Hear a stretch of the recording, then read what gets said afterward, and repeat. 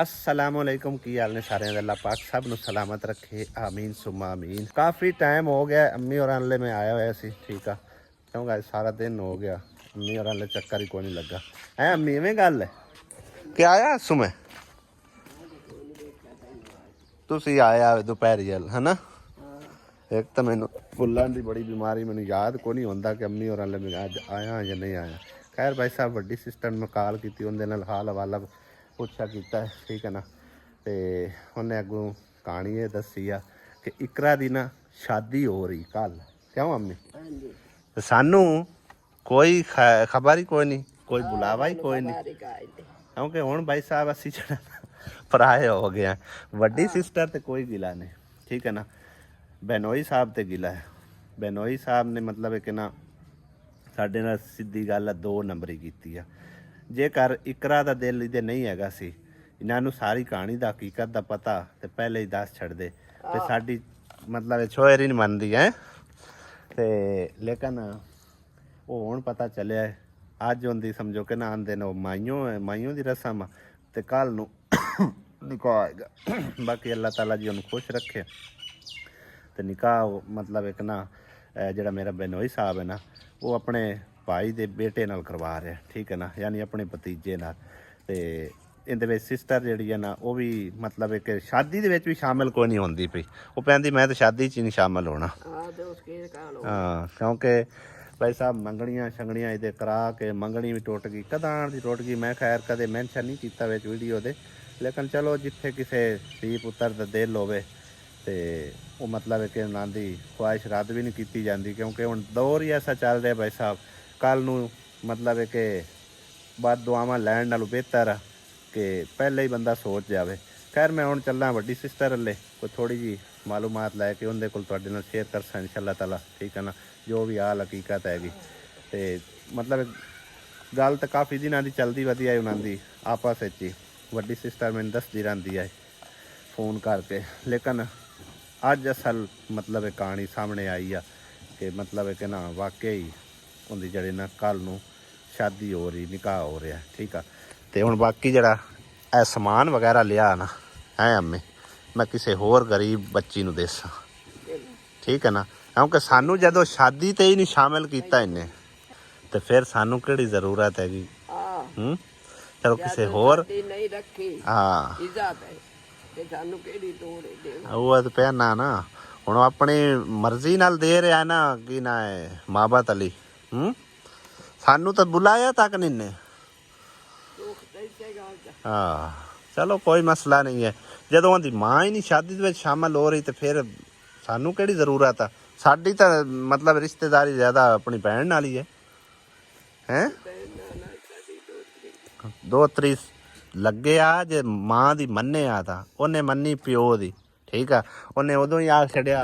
बाद तकरीबन कोई 15-20 दिन बाद मतलब है कि ना मैनू पसंद नहीं आ ते तुसी एवें दिंगाचा कीता मैं तुसी पहले सानू दस छड़दे असी क्यों उन्हां दा इन्ना खर्चा करवांदे क्यों एवें मतलब है कि लोगां नू विखांदे पई वै मंगनी हो रही है इहदे नाल पक्की गल हो गई ये वो ते बेहतर आ पहले ही पता लग जांदा लेकिन चलो डुलियां बेरां दा कख नहीं गया इसे करके उदों उनका निकाह शिकाह नहीं किया तो हुण मतलब है कि उनकी कल नूं शादी हो रही लेकिन असी भाई साहब को नहीं शामिल हो रहे ना ही मेरी वड्डी भैन शामिल हो रही क्योंकि हालांकि उनकी सक्की बेटी है तो बेटी ने मतलब है कि उनकी कोई नहीं मन्नी प्यो की मन्नी हो सके जिथे मैनू प्यो आख छड़िया ना मैं इनू उत्थे आ मीन आ ठीक है ना तो बाकी चल के उत्थे इंशाअल्लाह इन्फॉर्मेशन तुहानूं शेयर करते हैं सिस्टर साडी पैंदी है कि शादी हो रही मेढी खुल्लू है माइयों की रस्म है पर इत्थे शादी वाला माहौल ही कोई नहीं अस्सलाम वालेकुम हैं ये तो ताले वजे पैन कोई शादी वाला माहौल ही कोई नहीं इकरा कि दे गई फेशियल करान गई अच्छा तो हुण अज माइयों है माइयों यानी मेढी जी दी खुलदी अच्छा ये हुण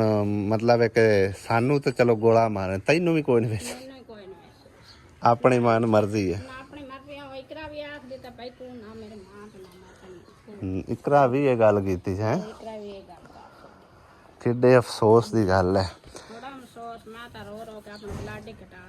तेन कोई जरूरत नहीं रोन दी ठीक है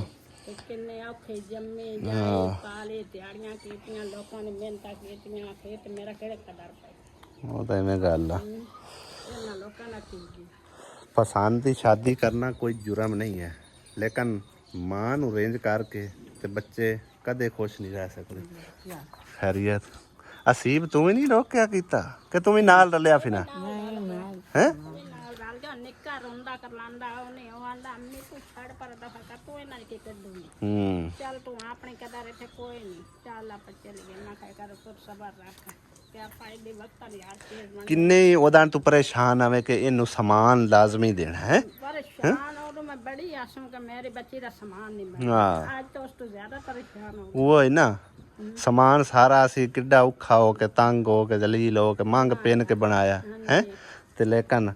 ਉਹਨੂੰ ਜ਼ਰਾ ਸਾਰੀ ਕਦਰ ਨਹੀਂ ਹੁਣ ਕਿਤਨੇ ਸਮਾਨ ਮੁੜ ਲੈ ਕੇ ਜਾਂਦੀ ਪਈ कोई शायद नहीं ਕੋਈ ਸ਼ੈ ਨਹੀਂ ਬਸ ਐਵੇਂ ਸਾਦਗੀ ਨਾ सादगी ਸਹੀ ਹੈ बस दो सूट ना ले आने ले जाने बाहर ਸਹੀ ਹੋ ਗਿਆ और कोई शायद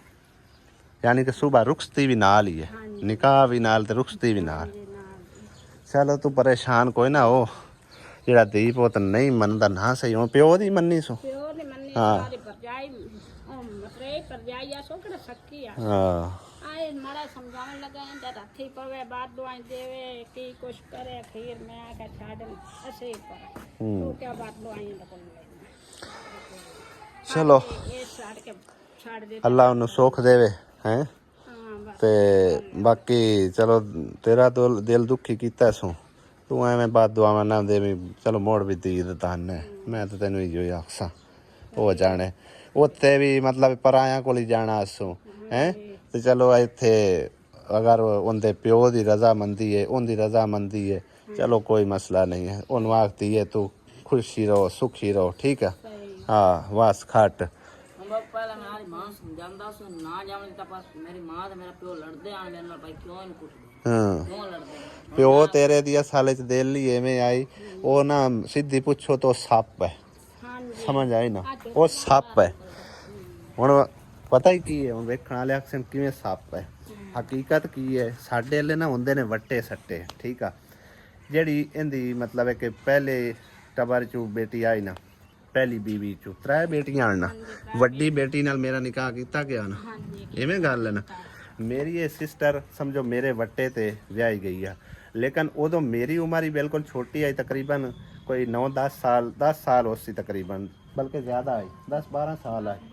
ਤੇ ਇਤਨੀ ਕੌਣ ਦੀ ਉਮਰ ਹੋਣੀ ਆ ਲੇਕਿਨ ਸ਼ਰਈ ਨਿਕਾਹ ਹੋਇਆ ਠੀਕ ਹੈ ਨਾ ਮੌਲਵੀ ਸਾਹਿਬ ਨੇ ਇਹ ਗੱਲ ਕੀਤੀ ਭਈ ਅਗਰ ਤੁਸੀਂ ਅੱਜ ਨਿਕਾਹ ਕਰ ਰਹੇ ਹੋ ਨਾ ਇਹਦੀ ਵੈਲਿਊ ਕੋਈ ਨਹੀਂ ਹੈ ਜੇਕਰ ਕੱਲ ਨੂੰ ਤੁਹਾਡਾ ਮਤਲਬ ਆਪਸ ਵਿੱਚ ਨਸੀਬ ਰਲ ਜਾਂਦਾ ਹੈ ਠੀਕ ਹੈ ਨਾ ਤੇ ਫਿਰ ਮਤਲਬ ਤੁਸੀਂ ਨਿਕਾਹ ਰਜਿਸਟਰਡ ਕਰਵਾ ਸਕਦੇ ਹੋ ਨਾ ਰਲੇ ਤੇ ਇਸ ਨਿਕਾਹ ਦੀ ਵੈਲਿਊ ਕੋਈ ਨਹੀਂ ਹੈ ਇਹ ਮੌਲਵੀ ਦੇ ਅਲਫਾਜ਼ ਹਨ ਬਹਰਹਾਲ ਜੀ ਉਸ ਬੇਟੀ ਨੂੰ ਵੀ ਇਹ ਸਮਝਾ ਬੁਝਾ ਕੇ ਨਾ ਹੋਰ ਦੇ ਛੜੇ ਹਾਂ ਕਿ ਹੁਣ ਨਾਨਕੇ ਨਹੀਂ ਮੰਨਦੇ ਉਹੀ ਨਾ 100 ਬਾਨੇ ਬਹਾਨਾ ਲਾ 100 ਬਾਨੇ ਹਟ ਕੇ ਤੇ ਇਹ ਹੁਣ ਸਾਨੂੰ ਬੇਇੱਜ਼ਤ ਕਰਾਉਣ ਵਾਲੀ ਗੱਲ ਆਈ ਨਾ ਹਾਂਜੀ ਪਹਿਲਾਂ ਦੱਸ ਦਿੰਦੇ ਅਸੀਂ ਨਹੀਂ ਦੇਣੀ ਨਹੀਂ ਉੱਥੇ ਕਰਨਾ ਚੱਲ ਉਦੋਂ ਇੱਥੇ ਅਸੀਂ ਆਏ ਸੀ ਇਸ ਕੀ ਆਖਿਆ ਭਈ ਤੁਸਾਂ ਇਹਦਾ ਕਰਨਾ ਜਿਹਦੇ ਕਰਨਾ ਦੇ ਕਰਨਾ ਤੁਸੀਂ ਕਰਨਾ ਇੰਦੀ ਪਰ ਵੀ ਉਸ ਕੀ ਆਖਿਆ ਤੁਸਾਂ ਕਰਨਾ ਹਾਂਜੀ ਐਵੇਂ ਠੀਕ ਹੈ ਨਾ ਲੇਕਿਨ ਜਿਸ ਟਾਈਮ ਹਰ ਸ਼ੈ ਅਸੀਂ ਬਣਾ ਰਹੇ ਹਾਂ ਕਿਤੇ ਕਰ ਰਹੇ ਹਾਂ ਤੇ ਉਸ ਤੋਂ ਪਿੱਛੇ ਮਤਲਬ ਹੈ ਕਿ ਨਾ ਹੁਣ ਮਤਲਬ ਸਾਰਾ ਸਮਾਨ ਰੈਡੀ ਆ ਮੈਂ ਐਡਾ ਔਖਾ ਹੋ ਕੇ ਜ਼ਲੀਲ ਹੋ ਕੇ ਮੈਂ ਤੇ ਆਸੀਆ ਕਿੱਥੋਂ ਜਾ ਕੇ ਅਸੀਂ ਰੂਮ ਲੈ ਕੇ ਆਂਦੀ ਹੈ ਅੰਦਰ ਆ ਰਿਜ਼ਾਈਆਂ ਵਾਸ ਲੇਕਿਨ ਹੁਣ ਅਸੀਂ ਕਿਸੇ ਮੁਸਤਹਿਕ ਗਰੀਬ ਬੇਟੀ ਨੂੰ ਦਿਸਾਂ ਸਮਝ ਆਈ ਨਾ ਕਿਉਂਕਿ ਇਸ ਸਾਨੂੰ ਇਹ ਸਮਝ ਲੱਗ ਡੰਗ ਹੀ ਮਾਰਿਆ ਡੰਗ ਮਾਰਿਆ ਅਸੀਂ ਹੁਣ ਇੱਥੇ ਸਾਡਾ ਜਾਂ ਕੋਈ ਧੀ ਤੇ ਦੋਸਤ ਅਸੀਂ ਨਹੀਂ ਦੇ ਸਕਦੇ ਉਹ ਤਾਂ ਨਾਦਾਨ ਹੈਗੀ ਉਹ ਅੱਜ ਉਹਨੂੰ ਬਲਕੇ ਪਤਾ ਲੱਗ ਸੀ ਅੱਜ ਨਹੀਂ ਜੀ ਆਖਿਆ ਠੀਕ ਹੈ ਨਾ ਭਾਈ ਜਿੱਥੇ ਸਾਡਾ ਮੇਰੇ ਮਾਮੇ ਰਾਜ਼ੀ ਮੇਰੀ ਮਾਂ ਰਾਜ਼ੀ ਮੈਂ ਉਹਨਾਂ ਦੇ ਅੱਡੂ ਨਾ ਉੱਥੇ ਕਰਦੀ ਹਾਂ ਨਾ ਪਸੰਦ ਆ ਨਾਲ ਇੱਥੇ ਹੀ ਕਰ ਮੈਂ ਪਿਆ ਨਾ ਪਸੰਦ ਸਹੀ ਆਖਿਆ ਵੀ ਨਹੀਂ ਪਸੰਦ ਹੋਰ ਦੇ ਕਿਤੇ ਕਰ ਤੋ ਠੀਕ ਹੈ ਨਾ ਲੇਕਿਨ ਇਹ ਗੱਲ ਜੇ ਅਗਰ ਦਿਲ ਚ ਹਨ ਨੇ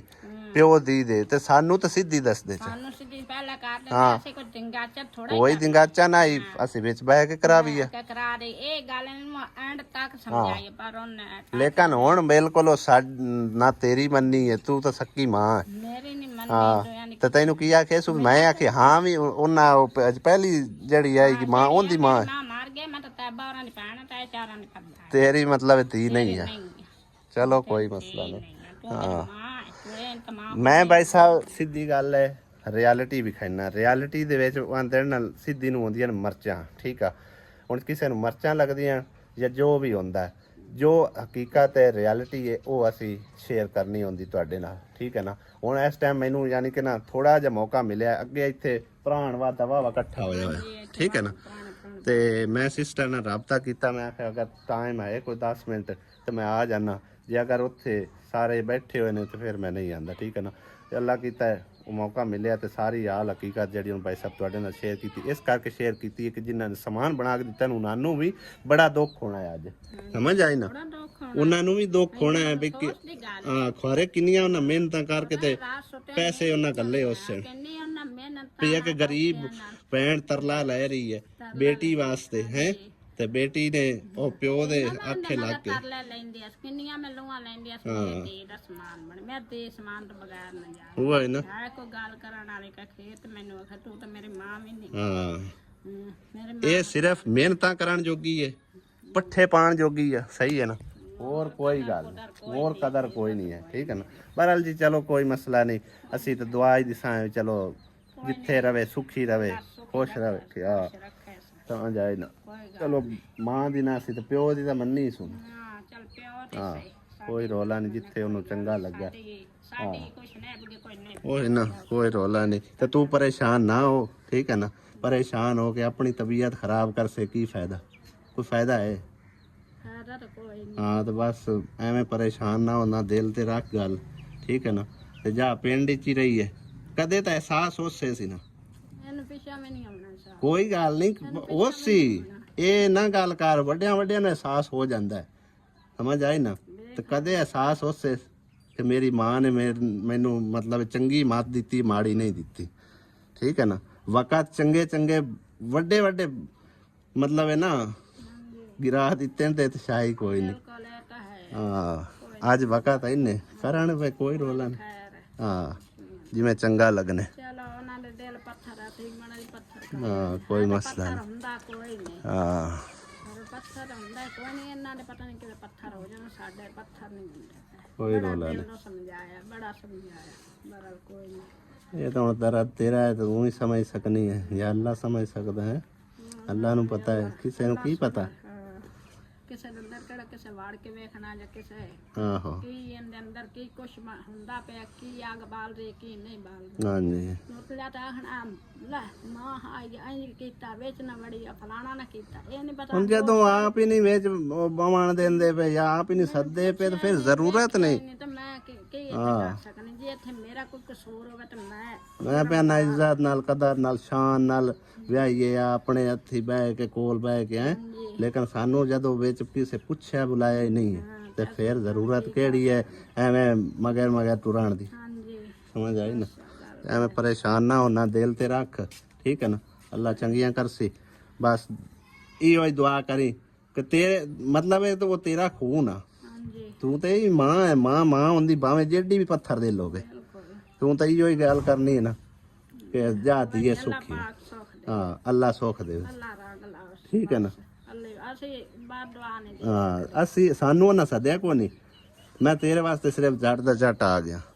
ਤੇ ਨਾ ਅਸੀਂ ਆਣਾ, ਸਿੱਧੀ ਗੱਲ ਹੈ। ਹੁਣ ਕੱਲ ਨੂੰ ਕੋਈ ਗੋਂਗਲੂਆਂ ਦੀ ਮਿੱਟੀ ਲਾਵਣ ਆ ਜਾਵੇ ਬਈ ਬੱਚੀ ਦਾ ਮਤਲਬ ਨਿਕਾਹ ਪੇ ਕਰਨੇ ਆ ਤੇ ਉਹਨਾਂ ਪਾਇਆ ਹੋਵੇ ਵਿੱਚ ਬਵੋ ਤੁਸੀਂ ਨਾਨਕੇ, ਤੇ ਇੰਜ ਸਾਥੋਂ ਨਹੀਂ ਹੁੰਦਾ, ਠੀਕ ਹੈ ਨਾ।